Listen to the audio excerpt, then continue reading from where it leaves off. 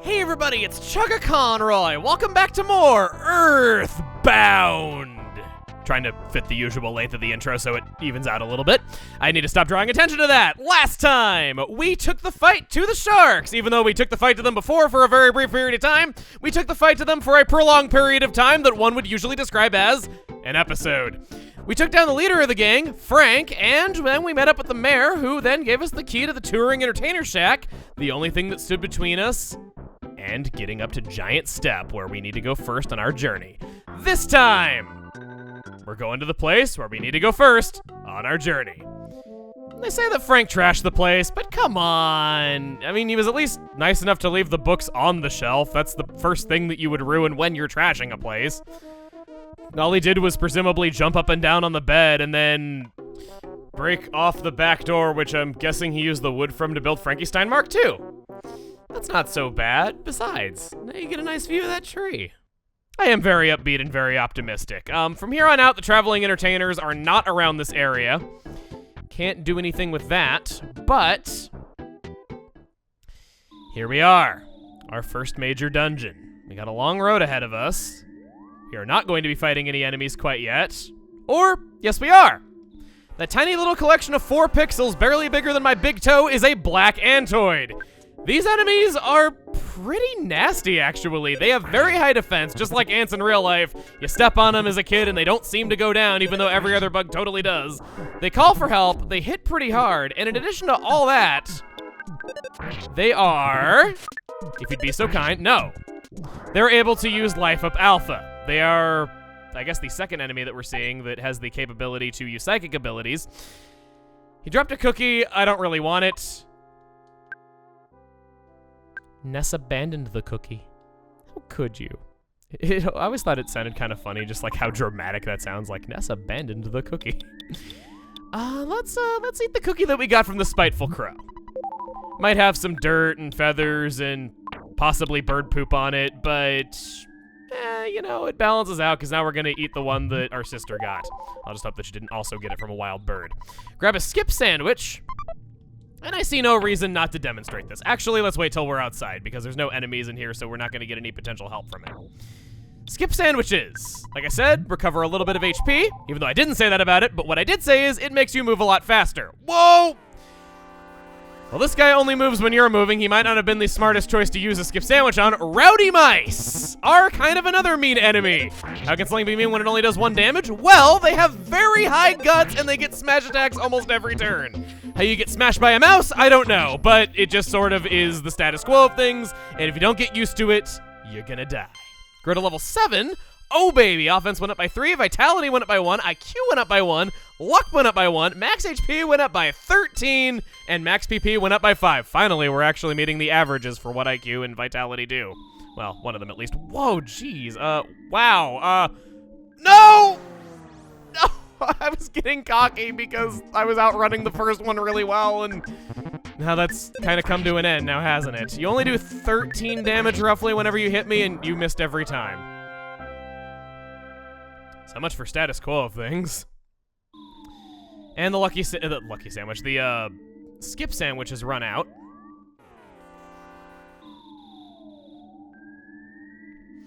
Nothing in this room whatsoever. Not even a fight that I thought was worth showing. After we left the room and came back, the enemies drastically changed. As in, there was 1 before and now there's 0 of them, which is infinity times different than what it was before. So ha, shows you. If you were gonna criticize me on that one. I don't know why I'm getting so defensive over this, really. It's not that big of a deal. I'll eat this bread roll just to free up a little space because I kind of don't like how cramped things are. Inventory space is very precious in EarthBound. You can't stack items, and yeah, your inventory space fills up very quickly. Your equipped items eat up space. You gotta have your ATM card. Town map is a key item. There's no separate pocket for key items. A lot of people see this as archaic, and it's a lot of people's biggest complaints with the game, and maybe it's just because I'm personally used to it, but I actually like that it's that way. I feel like if you could just carry as many hamburgers as you could buy, you would never have a need for life up. I feel like it would be very easy to get very overpowered, and even if things seem a little bit tough right now, I'll tell you that EarthBound goes from hard to easy.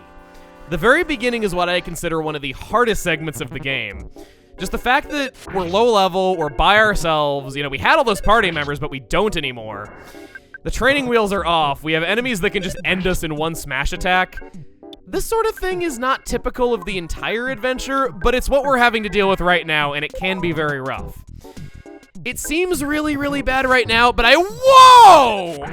Never mind getting mad about being smashed by a rat. Getting smashed by an ant is a lot worse. Jeez. I like how I was right in the middle of saying things might seem bad, but they really aren't. Ouch, no, they really are that bad.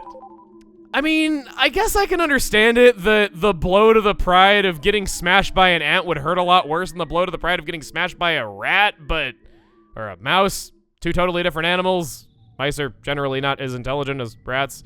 Rats are actually very smart, very clean critters, and a lot of people don't really seem to give them more credit than they do, which makes me really sad because I've seen trained rats and they're adorable, just like trained rabbits. And would you stop giving me two of these? Jeez. It's kind of the thing. It's like speedrunning philosophy. How much time are you going to waste reloading the same room over and over again? You know, would it be faster to just do the fight? Yes. Yes, it would. We did all that for a useless cold remedy. Just felt like opening the present, you know? Just had to do it. I have to know. 1, 2, 3. I was 3 attempts away from getting that, presumably. My inputs before that point were technically RNG manipulation. Okay, whoa, slow down. Usually when there's slow down, that can only mean one thing. You have lots and lots of enemies that want a piece of you. If we go up, that's a lot of black antoids, ain't it? Nah, I'm just kidding with you. They're attack slugs. These are, I would say, the experience points punk for this area.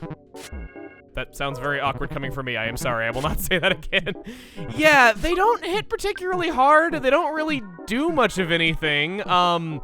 Incredibly weak. They often don't attack you. However, after 4 turns, they do turn a little bit dangerous, especially since, well, again, we are by ourselves. Yeah, Hypnosis Alpha. They said that it tried to use it, but it wasn't able to use it very well. Whenever enemies say that, it's because they are trying to concentrate and can't, but after a set number of turns, they will get rid of that status and be able to concentrate. Once that happens, yeah, there it is. Now that their turn is over, they're all becoming able to concentrate, and they will be able to put us to sleep. If that happens, with them being so large in number, they can actually combo you, and that can be rather dangerous. I feel like I'm saying rather dangerous quite a bit. Okay, please wake me up. Thank you. Last thing to say about the attack slugs is that there's a bit of a pattern developing here. This is the second enemy that has a 1 in 128 chance of dropping an item. In this case, a bomb, which we're probably not going to get to see for some time. Attack slug F, you have failed at life. Because you're dead. Level 8. Oh, baby. Offense went up by 4. I recommend that you try to get up to level 8 before moving on. Defense went up by 2. Speed went up by 1. Oh, baby. Guts went up by 3. Luck went up by 2. Max HP went up by 2. That one's not really such a big deal. But we have learned PSI Rollin' Alpha. This will be whatever you have set your favorite thing to, and it is by far the most helpful thing that you have at your disposal right now. Remember what I was saying about how... a lot more awkwardly than I'm about to say it right now that you get lots of experience points from beating out rooms of these guys? Well, let's try out our new toy. Thankfully, I'm able to concentrate on turn 1, and you do damage to all enemies. A lot more than you could do with a regular old bash at this point in time. It's a strong attack. You get lots of experience very quickly by just using it, and not only that, but by coming out here. There is our first instance of this. Magic butterflies. They make you relax. What does that mean? You recover 20 PP every time that you meet one of those. There's a lot of rooms throughout the game that have no enemies in them and are just kind of isolated. I know this one's not really a room per se, but it's the first example of it, so we're rolling with it. Magic butterflies will respawn in them pretty much every time that you go out and come back in. If you don't see one here, there's a good chance there will be one after you go out and come back in. You can get back up to full PP, and for that reason, once you get to that point, don't bother using healing items unless you have to. Just rely on your life up between battles, and you should be pretty fine. You're gonna get back the PP that you use on them, no problem, and there you go. Even black antoids are no trouble for us now. You are free to stay here and grind, of course. It is a great spot to do it in if you didn't take advantage of the sharks already. So 2 great grinding spots as it is, and 1 not so great with the runaway dogs. I don't want to do that. Aside from my 1 close call, I've had it go pretty smoothly, and I'd like to have at least some challenge going forward.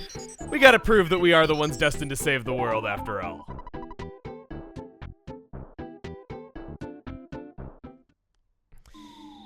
Looks like we got a present. That gives me another hamburger. I'm gonna be so happy once I don't have to say that item name anymore. I really am. It eats away at me inside, man. It really does.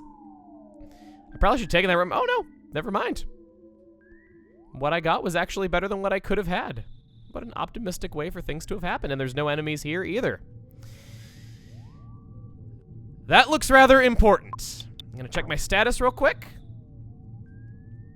Things are looking good. Usually I'm level 9 by this point, but I'm level 8. We have a really wide arsenal of items. We're at full health. We're in the best state of mind we could be. We have full PP.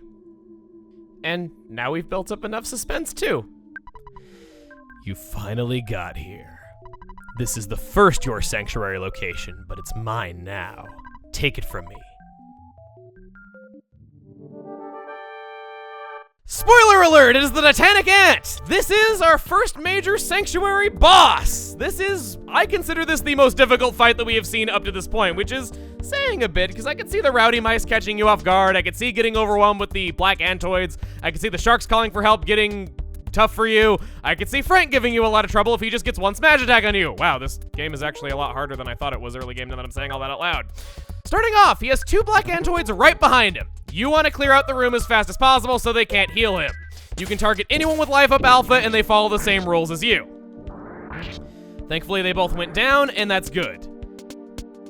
Let's see, he also has a few different attacks. He actually has 2 biting attacks, one that does about 20 damage, one that does about 40. As a result of that, you want to be very careful not letting him clock too much damage on you. He is also able to lower your defense. He has 1 other attack that we have not seen, which, yes, PSI Magnet. He's able to drain PP from you. If he does that, and you don't have enough PP when it comes around to your turn, then you can't attack him, hence why I didn't go for rolling right there. I would have liked to have steamrolled him, but I couldn't. Ouch! This got really bad, but I guess we can take solace in this music being really nice and hope we don't get smash attacked. Oh, right, duh. What am I saying? Well, good thing we got burgers.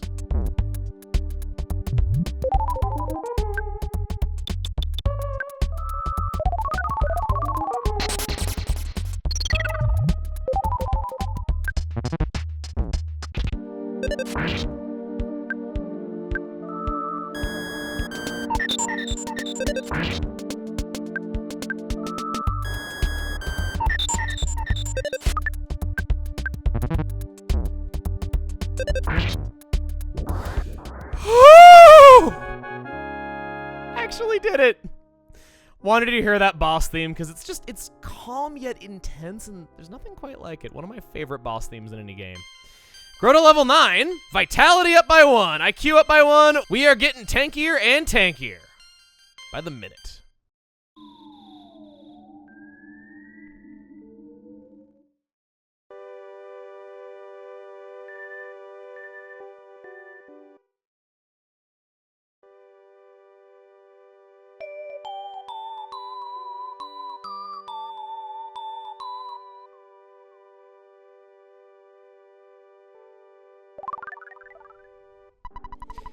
Ness caught a glimpse of a small, cute puppy.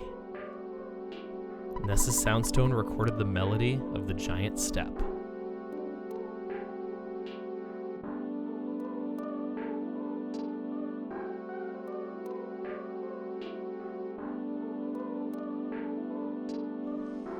Let's take a moment and rest with this achievement. We made it. 1 of the 8 sanctuaries down.